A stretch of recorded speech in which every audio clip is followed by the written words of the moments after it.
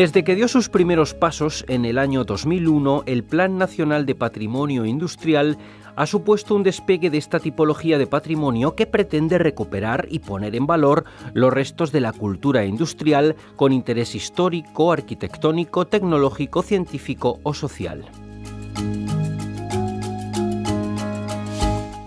En este nuevo programa que la radio de la UNED dedica al patrimonio industrial español, queremos echar la vista atrás y ver cómo ha evolucionado el Plan Nacional de Patrimonio Industrial durante estos años, cuáles han sido sus logros y sus perspectivas de futuro. Para ello, nos acompaña un invitado que ha seguido muy de cerca las vicisitudes del plan y que ya nos presenta el profesor del Departamento de Ingeniería de Construcción y Fabricación de la UNED, Juan Claver.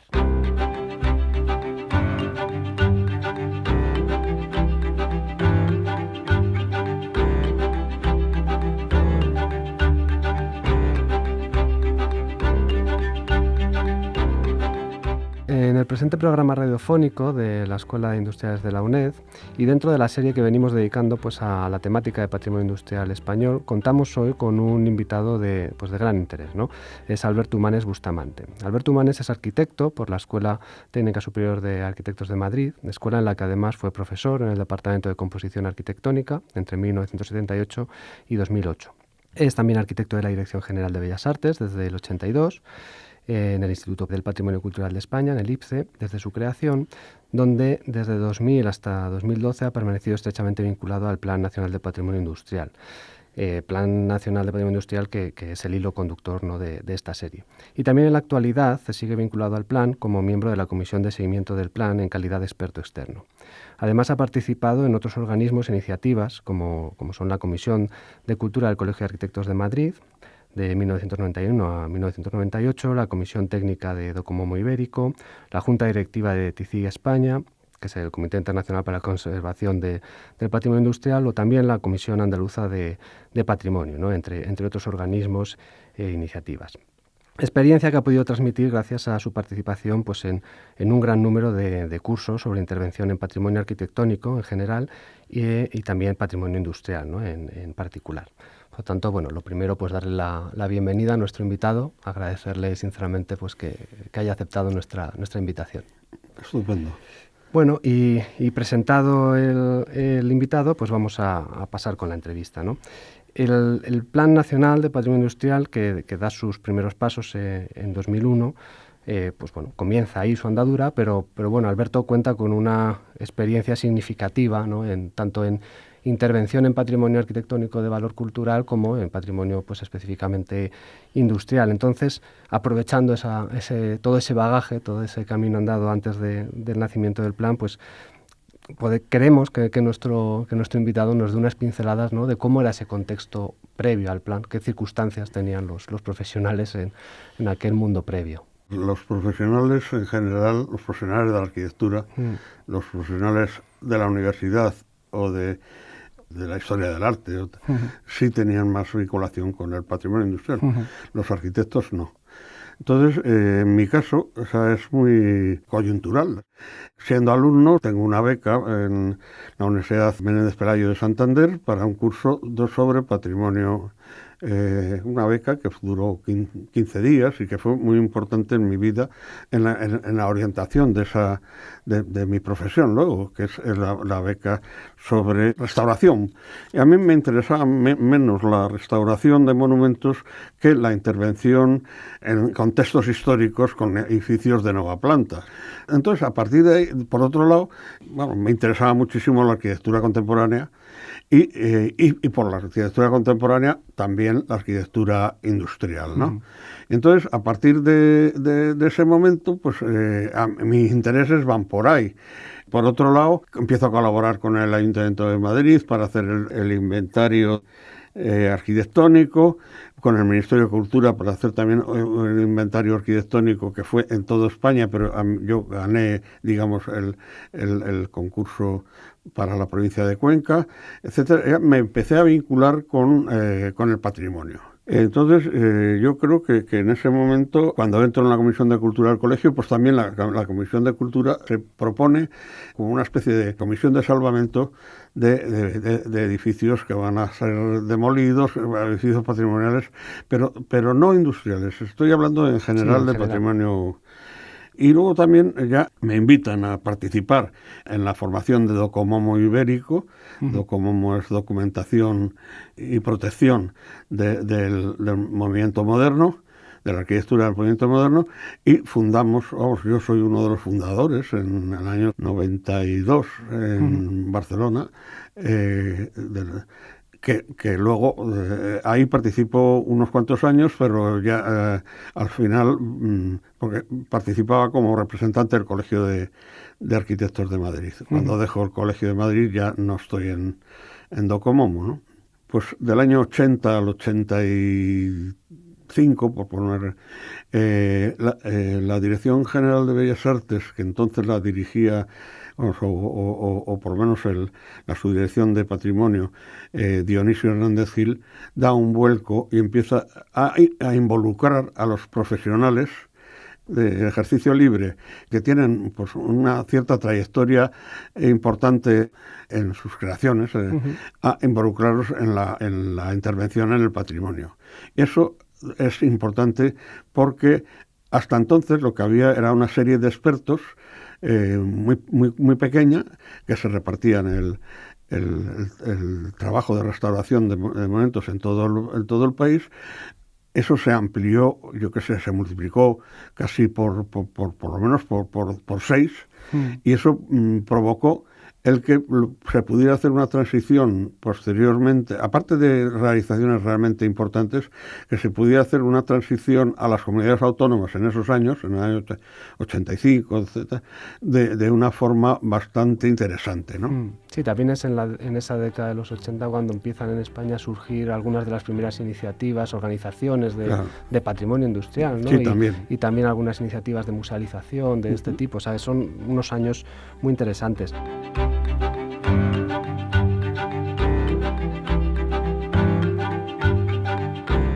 Bueno, Alberto está presente en el nacimiento, ¿no?, del Plan Nacional de Patrimonio Industrial y bueno, y desde sus primeros años participa de forma activa en él. En el documento de 2001, de hecho, pues nuestro invitado figura como coordinador del mismo. Entonces, bueno, queríamos pedirle si nos podría contar un poco cómo se configura ese grupo inicial de personas que dan vida al plan, ¿no?, que lo impulsan, que le dan forma, un poco de dónde proceden cada una de esas personas, cuál es la organización de ese grupo, cómo evolucionan los siguientes años. Bueno, el plan surge a imitación de lo que se está haciendo en el Consejo de Europa sobre patrimonio industrial. La dirección del Instituto de Patrimonio en esos años, en el año 2000, decide realizar un plan de patrimonio industrial. Las razones, pues hombre, fundamentalmente porque la naturaleza del patrimonio industrial nos permite conocer un periodo clave de la historia de nuestra reciente, ¿no? Por otro lado, la necesidad de articular la conservación de un patrimonio en constante transformación, que es, y con un deterioro grave, y también con un peligro de desaparición. Es muy importante porque en ese momento, en el año 2000, solamente existía un plan nacional, que era el Plan Nacional de Catedrales. El Plan Nacional de Catedrales era un plan que contenía 90 catedrales, 90 conjuntos monumentales de una única propiedad, que era la Iglesia Católica, y casi todos BIC. En el Plan de Patrimonio Industrial, o sea, en el patrimonio industrial, el número de elementos es enorme, es desconocido, es de muchísimas propiedades y casi ninguno es BIC. Con lo cual era un reto importante, y sobre todo un reto en ese momento que la dirección del Patrimonio Cultural de España, del Instituto, se metiera en esta historia de un plan de patrimonio industrial. Luego vinieron el de castillos, el de monasterios y conventos, etcétera. Pero realmente El segundo plan es el de patrimonio industrial, y yo creo que es un acierto. Es un acierto también el cómo se organiza ese grupo de gente que va a poner en marcha un plan.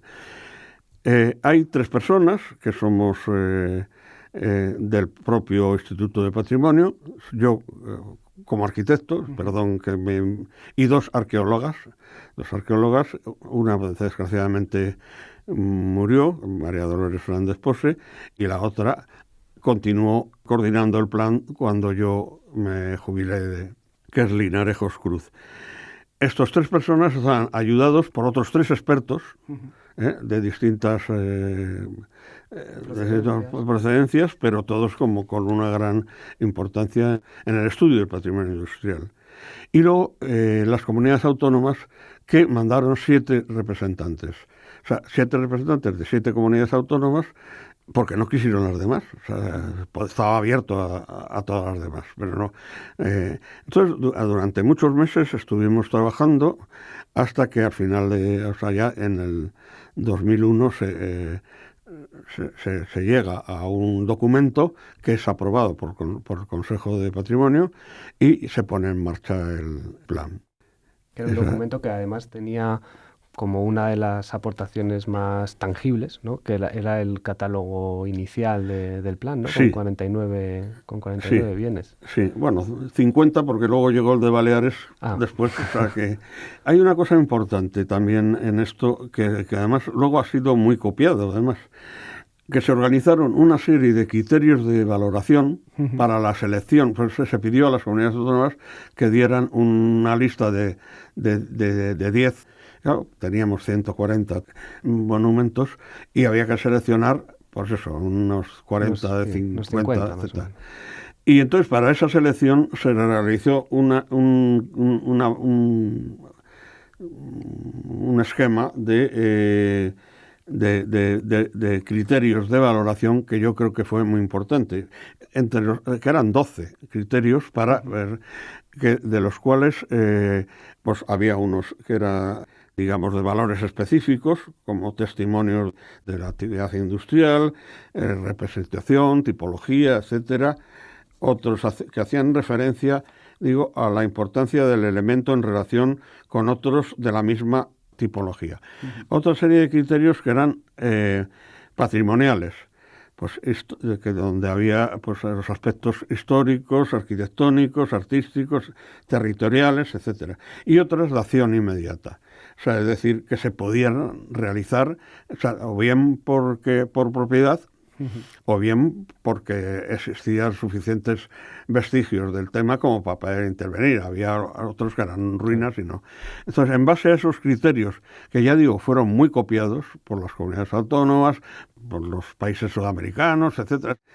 Y luego otro aspecto también muy interesante, muy importante, eso ya no solamente del plan de patrimonio industrial, sino que también el de catedrales lo tenía, era la instrumentación del plan, que se hacía primero unos estudios para la declaración de BIC, luego unos planes directores de algunos sectores o en general del elemento, y luego ya los proyectos de ejecución. O sea, que eran tres en el caso del patrimonio industrial añadimos uno más, que eran los estudios previos. Pero vamos, esa metodología de trabajo, de primero estudiarlo, y encargar ese estudio, y luego intervenir ya arquitectónicamente donde hace falta, yo creo que ha sido también una forma de trabajar muy, muy interesante, ¿no?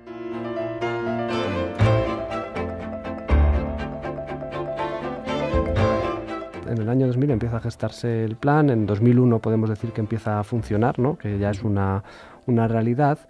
Y bueno, 10 años después, en 2011, llega la primera revisión. Supongo que dentro de la coordinación del plan, pues la revisión es constante, ¿no? A lo largo de esos años, pero en 2001 es cuando al público en general se le ofrece un primer documento de revisión como tal, ¿no? En 2016 hay una nueva actualización del plan, Entonces, bueno, un poco en base a esas actuaciones de revisión, echando la vista atrás, pues qué impacto, ¿no?, valora que el plan nacional tuvo en la actuación y protección de este tipo de bienes, del patrimonio industrial. Fue un plan modélico en ese sentido. Se han hecho muchas actuaciones,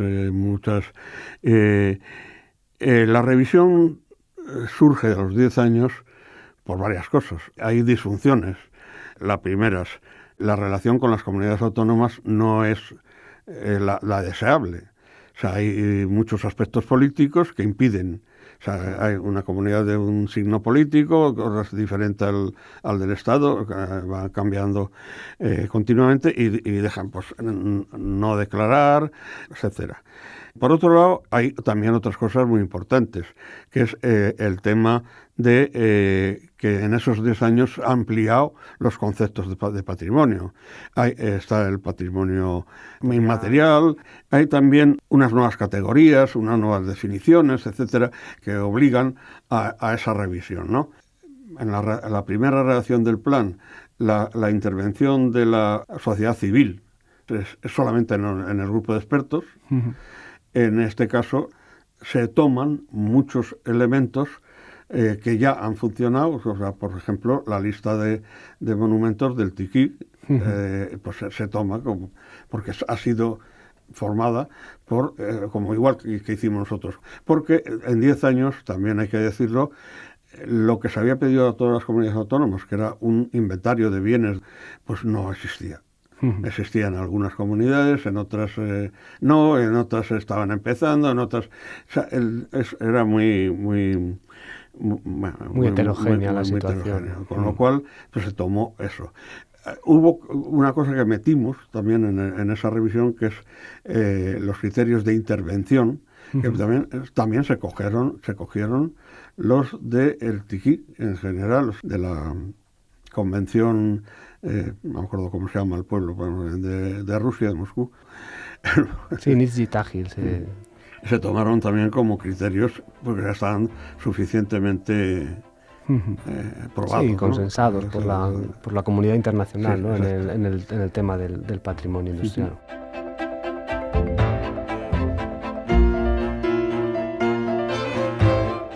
En 2 años, ¿no?, estamos en 2019, en 2 años realmente en 2021 el plan va a tener 20 años de vigencia y como estamos viendo han pasado muchas cosas. El plan nacional está lleno de éxitos. Yo creo que ahí siempre sale como ejemplo de intervención, por ejemplo, el Parque Minero de Almadén, ¿no? Yo creo que siempre es una de esas intervenciones que nuestros invitados le suelen tener especial cariño. Yo no sé si podríamos citar algún ejemplo como ese o como algún otro que ilustre un poco el papel del plan, ¿no? Actuaciones en el marco del plan que hayan sido, a su juicio, especialmente significativas.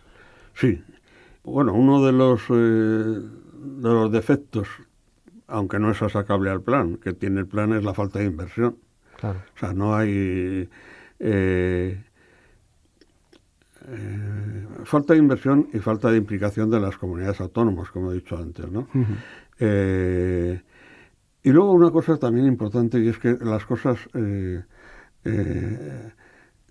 importantes se decidían en el Consejo de Patrimonio. El Consejo de Patrimonio, que es el consejo de todas las direcciones, de los directores generales de patrimonio de las comunidades autónomas, con los cambios políticos, o sea, que se reúne 2 veces al año, cada vez era nuevo, o sea, porque había elecciones, porque había no sé qué, o sea, nunca, y entonces había que explicarle a todos otra vez de nuevo todo lo que significaba. Con lo cual eso era un retraso total, pero aún así, y a pesar, ya digo, que no se han implicado en las comunidades autónomas como haciendo propio el plan, sino simplemente como venir a Madrid a recibir un dinero o sacar unas obras en su territorio, pero no como hay alguna comunidad que sí hizo alguna intervención con cargo dentro del plan, ¿no? Pero yo creo que en cambio los éxitos mayores ha sido Almadén, por supuesto. Almadén es un tema que ahí nosotros, como no estaba declarado BIC, más que lo que estaba dentro del cerco, tuvimos muy poca muy pocas intervenciones, 2 o 3. Pero en cambio, la empresa dueña de las minas de Almadén, al tener que cerrar la producción de mercurio, decidió hacer un plan para ver el futuro y ahí intervenimos nosotros. Organizamos ese plan, hicimos un concurso restringido de varios equipos de arquitectos y se llegó a la elección de uno de esos equipos y se puso en marcha las realizaciones que han dado a que la mina se pueda visitar con una cierta interés, un museo. Pero vamos, ahí ha habido inversión privada, pero ha habido inversión. Otro aspecto interesante que una comunidad autónoma ha funcionado bien, o sea, en ese sentido, ha sido el Alto Horno de Sestao.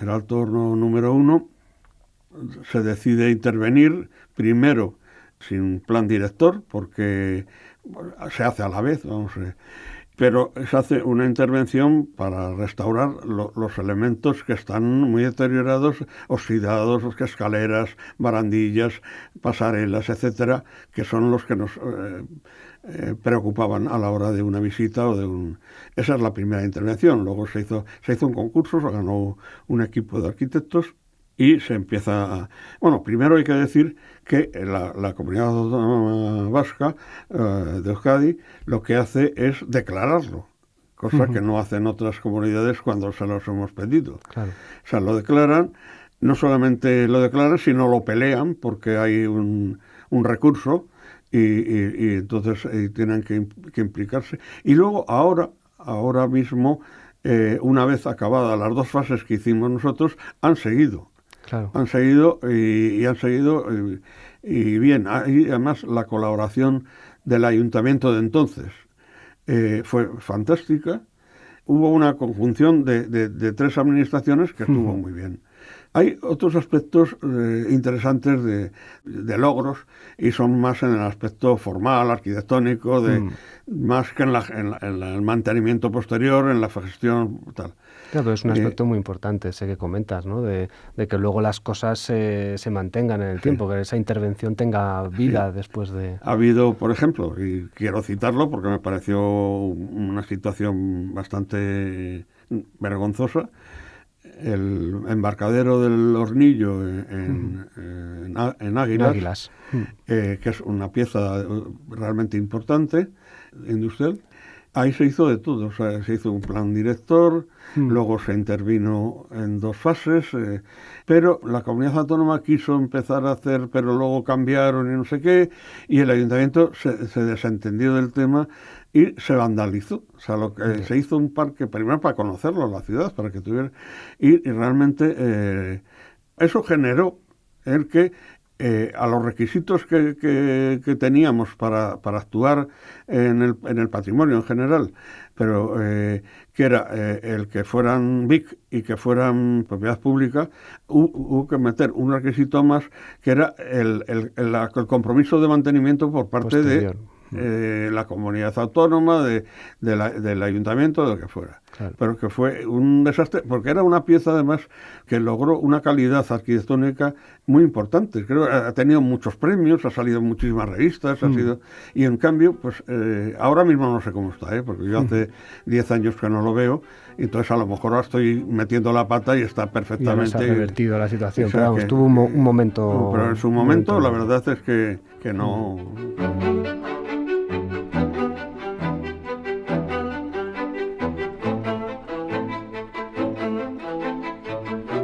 Antes de finalizar, quisiera pedirle a nuestro invitado una reflexión final, porque Alberto Humanes vive esos años de ebullición, no solo del surgimiento del Plan Nacional de Patrimonio Industrial, sino también pues la consolidación de iniciativas tan potentes como algunas de las que hemos mencionado de Docomomo, que también hace un estudio muy interesante desde mi punto de vista del patrimonio industrial vinculable al movimiento moderno, ¿no? En la península ibérica, no solo en España, también en Portugal. También pertenece a TICIC. Entonces, un poco una reflexión final sobre la importancia de este tipo de organizaciones, iniciativas, el papel que deben de tener en la protección del patrimonio industrial y las posibles sinergias con lo que es el propio plan, ¿no? Yo creo que la implicación de la sociedad civil es muy importante. De hecho, en el primer borrador del plan no lo tuvimos en cuenta y en el siguiente sí metimos. Pero los comienzos del estudio del patrimonio industrial en todo el mundo se debe a las asociaciones, a la sociedad civil, se debe a la universidad, a las asociaciones, etcétera. O sea, los profesionales se incorporan a ese movimiento muy después. Sí, cogen el testigo, ¿no? De ese... Sí. Bueno, aunque solamente sea por agradecimiento a esas asociaciones que crearon, el Tiquí es una de ellas, pero en España hay muchas importantes, sí, pero que fueron las pioneras en la defensa del patrimonio industrial. Yo creo que es muy importante, o sea, y que debía recogerse también, si hay una nueva revisión, el contar más con ellas y la universidad fue también muy importante. Ahora mismo, en las escuelas de arquitectura, hay bastantes materias, por lo menos en la que yo sepa, de Madrid, Barcelona, Sevilla, dedicadas al patrimonio. Incluso en las clases de proyectos, de creación, etcétera, que además siempre ha habido en los últimos años, en los últimos 20 años, muchos cursos, seminarios, etcétera, impulsados por las universidades. Primero, UIM la Universidad Méndez Pelayos es un referente, pero que hay muchísimos más. Sí. O sea, y luego ahora mismo hay también un tema que ya muy referido al patrimonio industrial. El Instituto Andaluz fue también otro pionero. Otro agente importante. El aula de patrimonio industrial que existe en la Escuela de Arquitectura de Madrid y la Escuela de Industriales.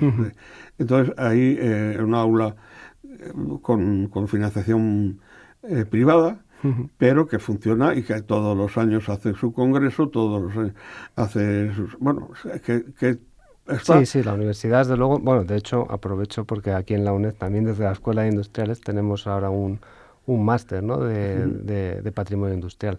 Es curioso porque además los ingenieros industriales, cuando hablaban de patrimonio, al principio, hace muchos años, no entendía, y ahora están muy vinculados también, no solamente... se está revirtiendo esa situación.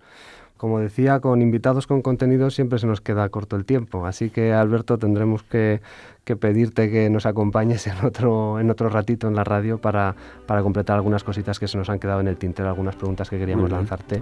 Agradecerte sinceramente que hayas estado aquí con nosotros muy bien, y esperamos que aceptes invitaciones futuras. Muchas gracias. Por supuesto.